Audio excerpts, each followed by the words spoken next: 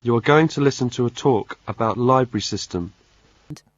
First, you have some time to look at questions 1 to 4.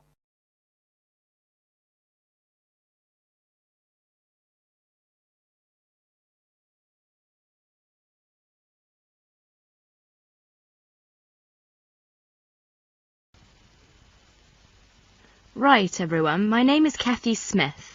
I'd like to give you a brief introduction about the library system. Every good student should learn how to use the library. If you have to do a research project, the library is the place to go to for information. Libraries contain books and periodicals, magazines and newspapers on many different subjects. To find the information you need, you must know how to use the library. All libraries are organised in much the same way. Every library houses a collection of books. Many libraries also have periodicals, films and records. All the books in a library can be classified under 2 main categories, fiction and non-fiction. Books of fiction contain stories that were made up by the author. Books of non-fiction contain factual material. When doing research, you use non-fiction books because you are looking for factual information. All the fictional books in a library are grouped in one section. They are arranged alphabetically by the last name of the author. Many libraries also label the spines of all books of fiction with the letters FIC or F. All libraries have a system for organising and classifying non-fiction books. The most widely used system is the Dewey Decimal System. It was designed by an American librarian named Melvin Dewey. It is called a decimal system because it divides all non-fiction books into 10 major categories. These are further divided into subdivisions. Before you hear the rest of the conversation, you have some time to look at questions 5 to 10.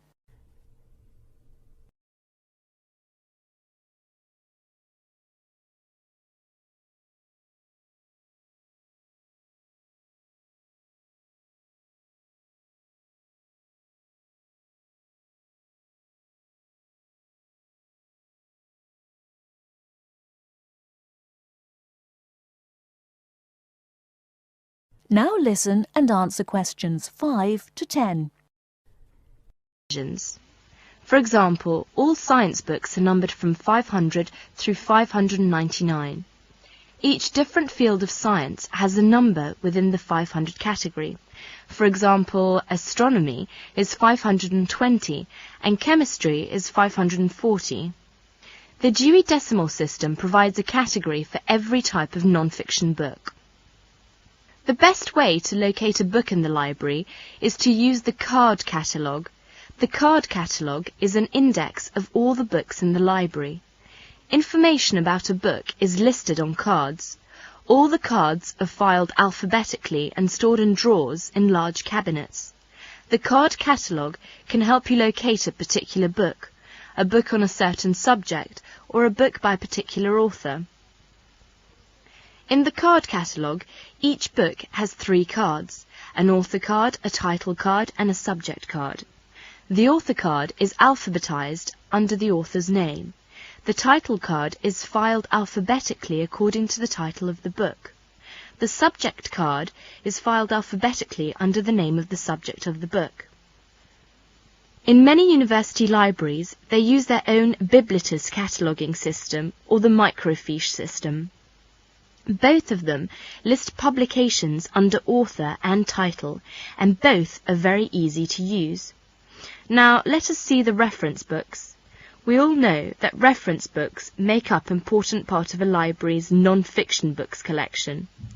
They contain facts and information about any subject you can think of. Reference books are not meant to be read from cover to cover. You should use them when you want important facts and information about a particular subject. Let's see some major types of reference books. First, dictionaries. Dictionaries are books that list and give the meanings of the words in a language. They also give the pronunciation of words in a dictionary which are listed alphabetically. Second is encyclopedias.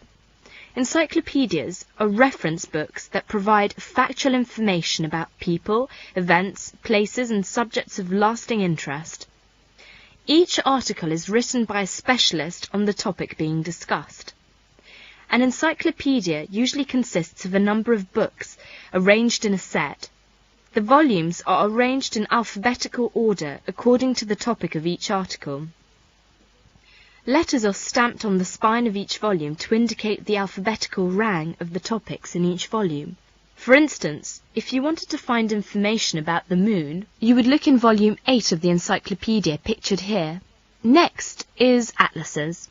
An atlas is a book of maps. It may contain many different kinds of maps. The maps in an atlas are often arranged alphabetically by country or continent. Almanacs are also a type of reference books.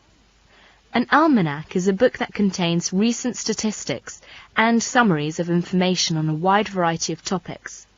It is published annually.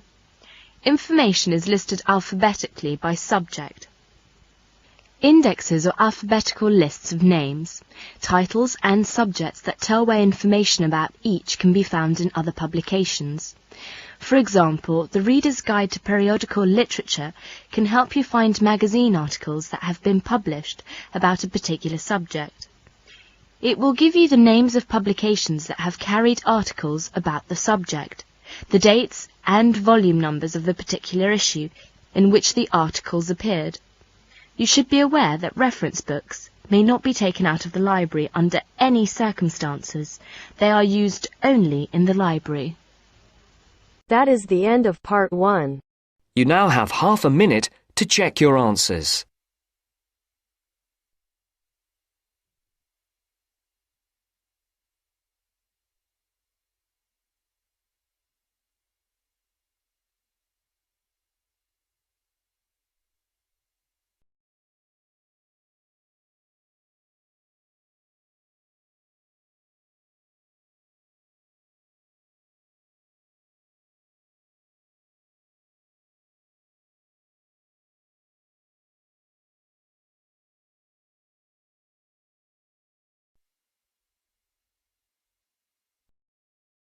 Now turns to part 2.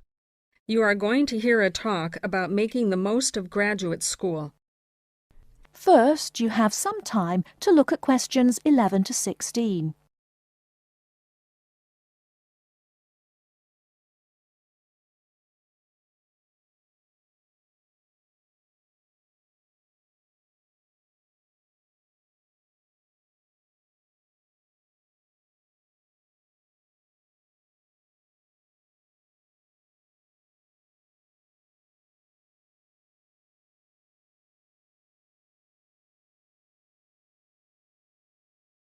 Now, listen carefully and answer questions 11 to 16.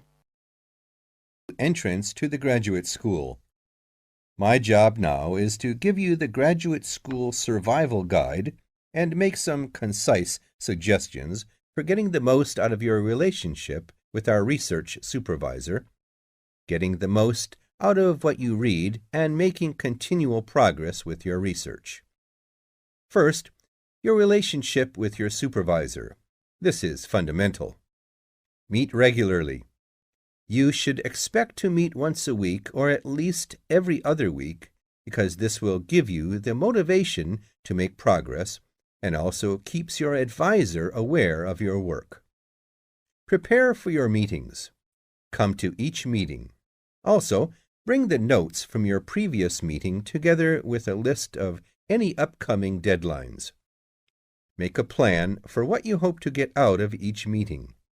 After the meeting, email your supervisor a brief summary. Include a list of major topics discussed, a list of what you agreed on, a note of any advice you may not want to follow, and a new summary of what you are planning to do. This helps avoid misunderstandings and provides a handy record of the progress of your research. Add a to-do list for yourself and your supervisor, including a reading list. Finally, add the time and date for the next meeting. My second main piece of advice is to keep your supervisor informed. Show him or her the results of your work as soon as possible. This helps your supervisor understand your research and identify any potential points of conflict early in the process. Include summaries of your work, including any results of experiments, and also anything you write about your research. Thirdly, communicate clearly. If you disagree with your advisor, state your objections and concerns clearly and calmly. If you feel that something about your relationship is not working, discuss it with him or her. Whenever possible, suggest steps that they could take to address your concerns. Under this heading, it is extremely important to take the initiative. You do not need to clear everything you do in your research with your advisor. He or she is busy too. You must be responsible for your own ideas and the progress of your work.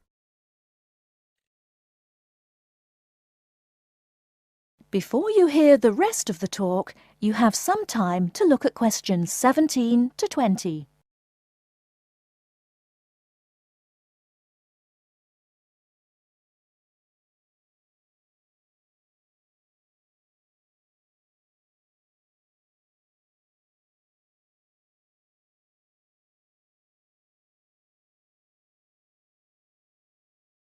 Now listen and answer questions 17 to 20.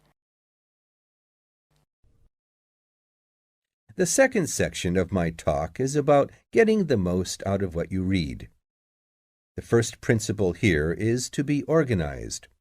Keep an electronic bibliography with notes and pointers to the paper files. Keep and file all the papers you have read. Point 2. Be efficient. Only read what you need to. Start by reading only the conclusion, scanning figures and tables, and looking at their references. Read the other sections only if the paper seems relevant or you think it might help you get a different perspective. Skip the sections you think you already understand. These are often the background and motivation sections. It's of critical importance to take good notes on every paper you find worth reading. Note especially what problem the author is trying to solve, what approach they take to the problem, and how their approach differs from other approaches. Next, summarize what you have read on each topic. After you have read several papers on the same topic, note the key problems, the various formulations of the problem under consideration, the relationship between the various approaches and the alternative approaches you come across. Let me add one point you might not have already thought of. Read PhD theses. Even though they are long, they can be very helpful for quickly learning about what has been done in your field of interest. Focus particularly on the background sections and method sections. Don't forget to read your advisor's thesis. This will give you an idea of what he or she expects from you. The third section of my talk is about making continual progress with your research. Keep a journal of your ideas. Write down every issue you are thinking about, even if you think it is stupid. This will help you keep track of your progress and keep you from going round in circles. That is the end of part 2. You now have half a minute to check your answers.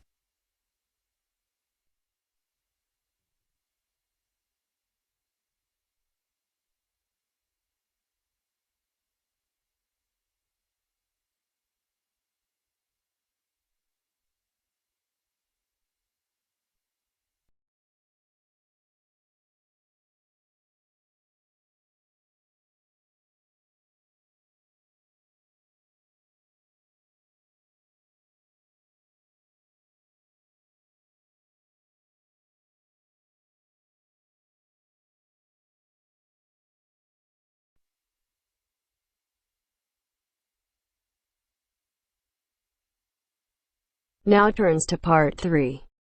Part 3. you will hear a conversation between Caesar and a welfare officer.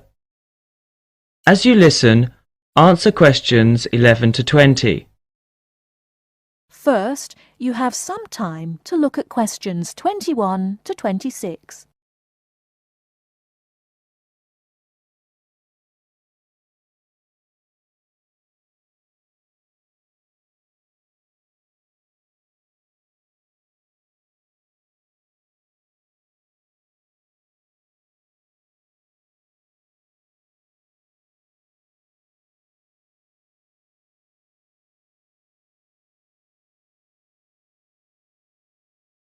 Now listen carefully and answer questions 21 to 26.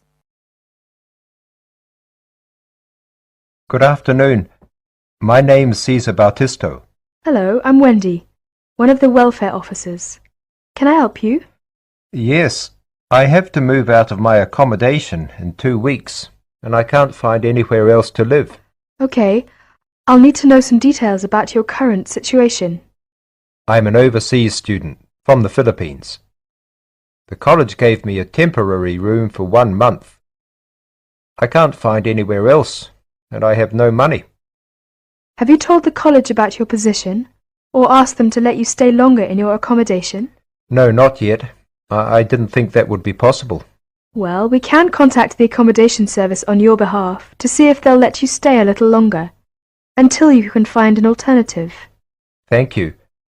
But I'm not sure that I can find another place, as they all ask for money before moving in, and I don't have any. Yes, it is usual in this country for landlords to ask for up to a month's rent in advance. Don't you have any money at all? Hardly any. I'm waiting for my grant cheque to be sent from the Philippines at the moment. It should have been here for me to collect when I arrived in Britain, but it seems to have been lost. You can apply for emergency loan from the union if you want. The loan can be for up to £200, and we ask for a post-dated cheque for the same amount to be given to us, so that we can recover the money once you receive your grant cheque. That would be very good.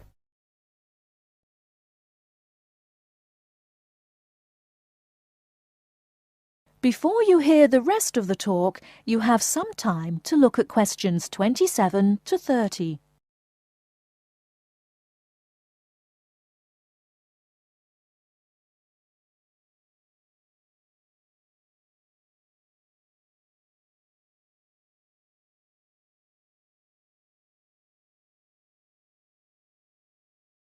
Now listen and answer questions 27 to 30.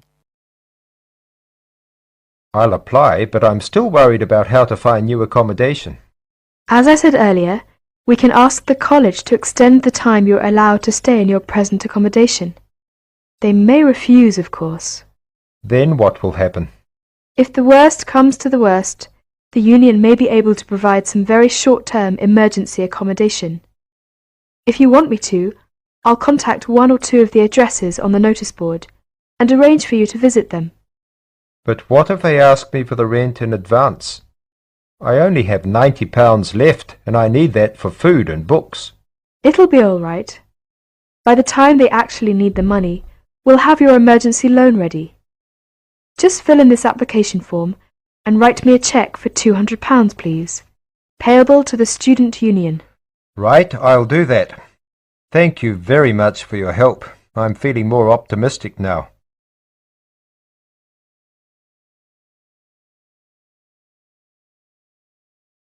That is the end of part 3. You now have half a minute to check your answers.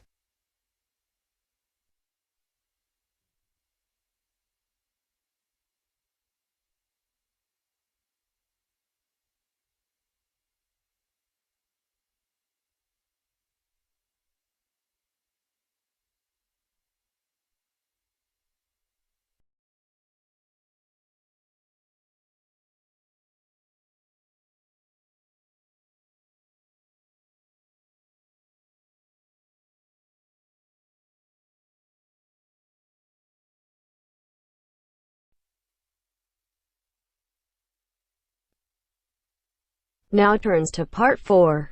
Part 4. You are going to hear a conversation between two students about studying abroad. First, you have some time to look at questions 31 to 40.